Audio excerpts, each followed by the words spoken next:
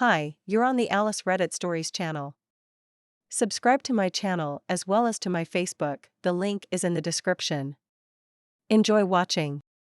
Story 1. I, 24F, just told my partner, 31M, that I cheated on him last week. We've been together for over 8 years and are engaged. It was online sex with a stranger. I tried to avoid any excuses or justifications when telling him just what happened, that I was really sorry, that it was something completely selfish, that I didn't take in consideration his feelings, that I didn't think of anything. He asked little to no questions. He laid there not facing me for 2 minutes and then got up and went to work, backyard. I tried approaching him and just said, "Can we talk?" But he said no. He's passed by me a couple times looking for things and has seen me crying, but I haven't said anything more. I have no idea what to do. I'm trying to think of what he would want me to do right now, but I'm so shook and overwhelmed that I'm afraid what I do next is just going to fuck things further. I'm going tonight to house sit for a week, so whatever I do or don't do is on a limited window of time right now. Also, please bear in mind that our whole lives are entangled together, from work, to house, to pets, to finances, everything. Any advice or help is welcomed. Update: I cheated on my partner online. Hi, just wanted to post an update for anyone who cares. If you didn't read the original post, TLDR, I cheated, cyber sex, on my partner of 8 years and told him. So he was working outside for maybe an hour. He came to the room and just asked why I did it.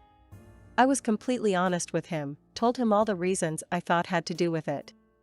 I took full accountability and told him that none of these reasons were justifications for my actions. He cried and told me how he has hurting. He started having an anxiety attack, so we stopped and I went downstairs. He came to find me not even 10 minutes later and asked for a hug. We spent the next 2 hours sobbing in the couch and talked through everything. He's really hurt, but he said he understands why I did it. He stayed last night with me on the house I'm sitting. We took the night to connect with each other. There was a lot of spontaneous crying, for both of us. But we were there for each other. I know it's not even remotely over, but it was a great start. I still don't know if I should take the whole week. Everyone says it will help us to be apart for a little, but this whole shit show started when we stopped being connected. I feel like right now it's when we need each other the most. Addressing some of the comments. I know many of you had good intentions when you commented about the age gap. That being said, throwing the word grooming like you are the first person to discover it, at someone who is in this situation, it's probably not the best way to go about it. It's like giving unsolicited advice on someone's body. They have a mirror, they don't need you telling them what they can see. I'm not going to defend how our relationship started, I know it's fucked up. But today, we are 2 consenting adults. Many of you asked why I did it. Why would I throw almost 9 years for a quick wink on the internet? I had a session with my therapist today. After a lot of crying, figured out that I hold the really strong belief that my value is determined by how sexually attracted men are to me. I was SA when I was 5, 12 and 14. My mind got the message that that's all men see me for. Gotta say, it really fucking hurt to read all those generalizations about my partner. You had one piece of information, the age.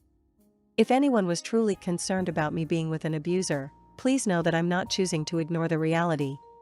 I see how this man stuck by my side when I was sick for over 7 years and we couldn't have sex. I see how he took it upon himself to learn everything about my trauma so that he wouldn't trigger me and knew how to cope with my issues. How he sacrificed everything to build a life with me that we both wanted. It was never him calling the shots. We have always been a team, and if I don't know enough about something to make a decision, we look for ways to inform ourselves.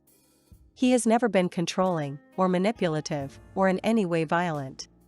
He doesn't even yell at me, we don't curse at each other, never had.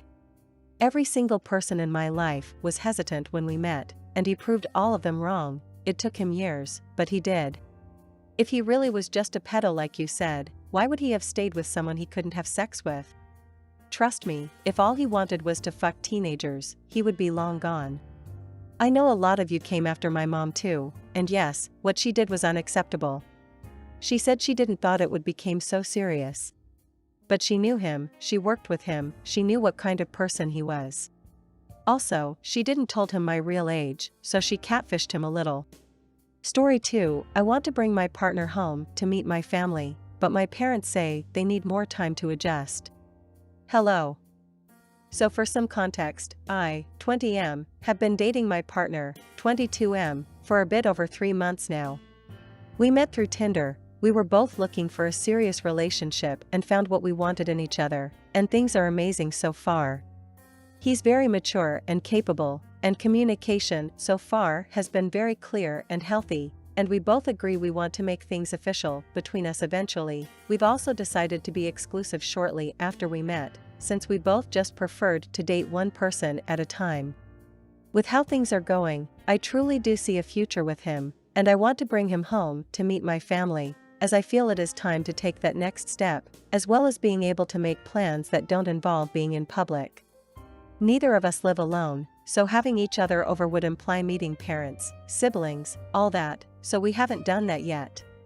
I brought up the idea to have him over this weekend on Saturday for a casual barbecue, so my parents can meet him, but they had plans during the weekend, so my mom kinda dismissively suggested to maybe do it the next week.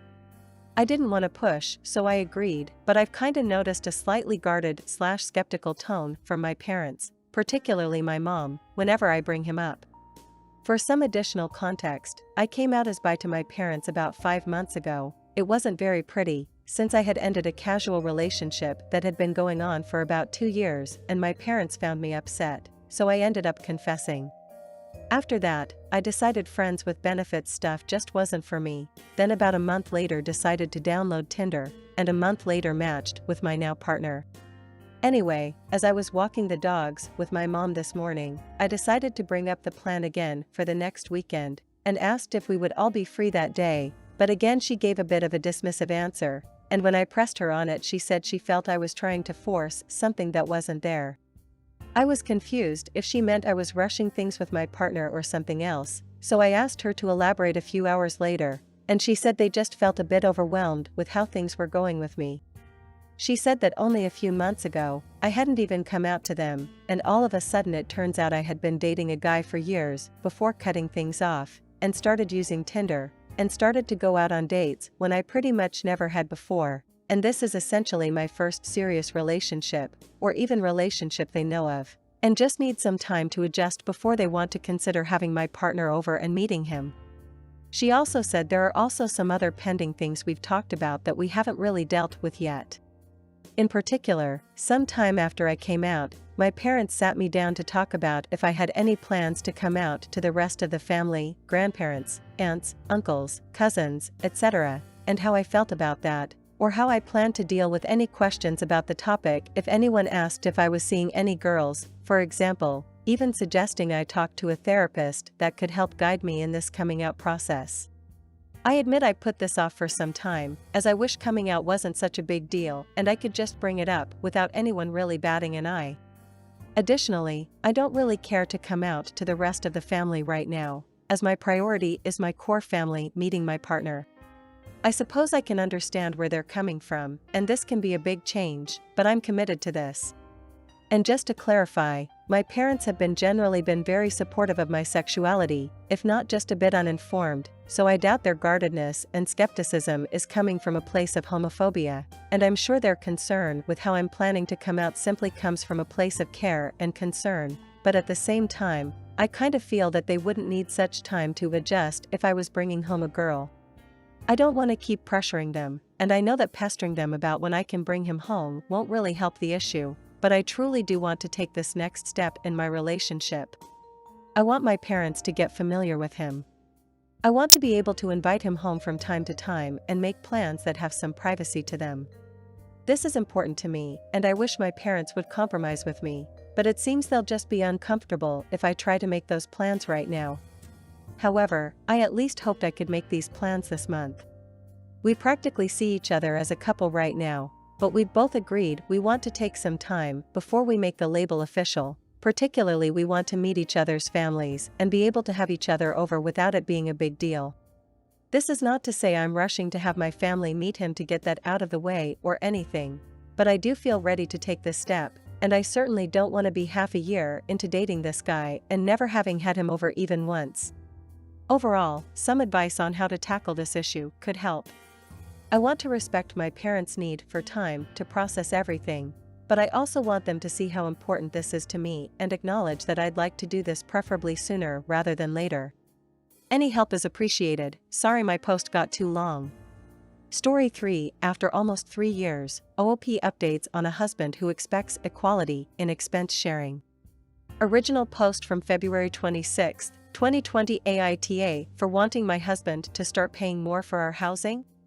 Hi all. For reference, I am 29F and my husband is 30M.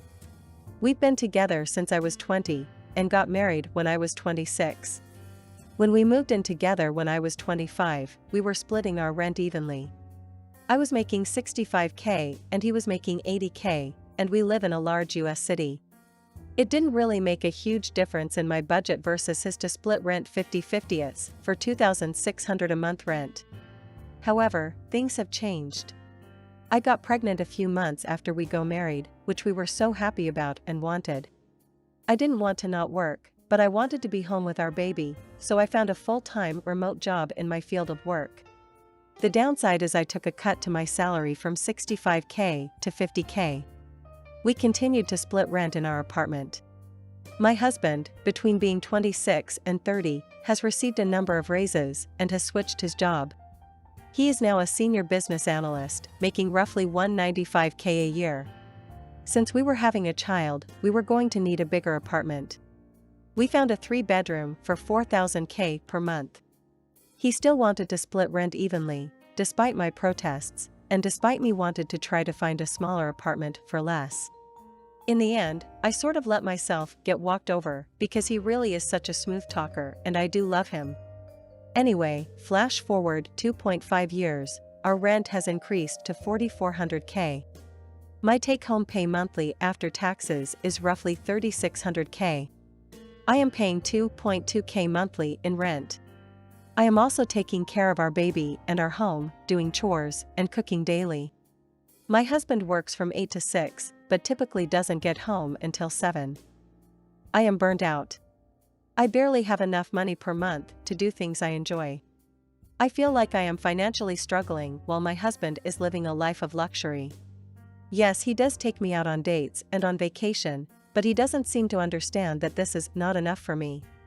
I spoke to him 2 days ago very seriously, and when I asked about trying to split rent based on our income and pay an equal percentage of our income so that it is more fair than fully equal, his reaction stunned me. He asked me why having $1.6K extra a month wasn't enough for me.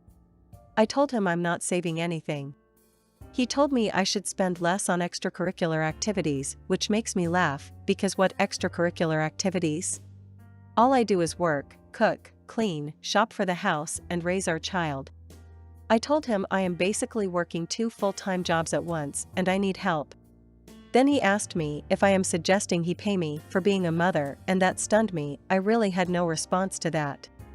Anyway, he told me that this is the lifestyle we agreed when we moved in together way back when. However, he doesn't seem to understand, or rather does not want to understand. Now he is mad with me because he thinks I am being selfish and has been acting cold to me these past few days. I am getting the itch to apologize and take it back like I always do, but I really feel I am right here. Am I the asshole? Edit. Thank you all for all of the responses. I can honestly say I did not expect to get this feedback. I am honestly overwhelmed and cannot reply to all of you, especially while I am working, but I wanted to update some things here.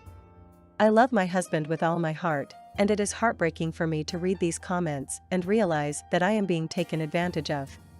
I need to figure out the best way to approach this issue and solve it before it gets too far. I want to work this out, and the fear of being alone is haunting me. Yes, I did sign a prenup that was overseen by his family attorney. My husband comes from extreme wealth, and I was young and stupid and went with it. Head over heels like my mother always said I was. As for his family, we get along great and they love me. It's very confusing because they are such incredibly generous people, and they are family. But they don't know about our financial situation because my husband and I believe that our marriage is private. And I would feel like I was betraying him by telling them. I'm sorry, I cannot reply to all of you, but please know I am reading all of the comments and making a plan of approach with them. Edit 2. For those talking about the dates and vacations bit that he pays for, I have asked him numerous times to help lighten my financial load instead of going on these trips and dates, and he has refused. He said he can do what he wants with his money, and if he wants to take us on vacation, that is what he will pay for. If I could afford vacation, I would pay. In fact, when we were in a more even financial situation, unmarried, not kids, I paid for almost all of our vacations and dates, because I love to treat people. And I can't do that anymore. Edit 3. I also do not have bad spending habits.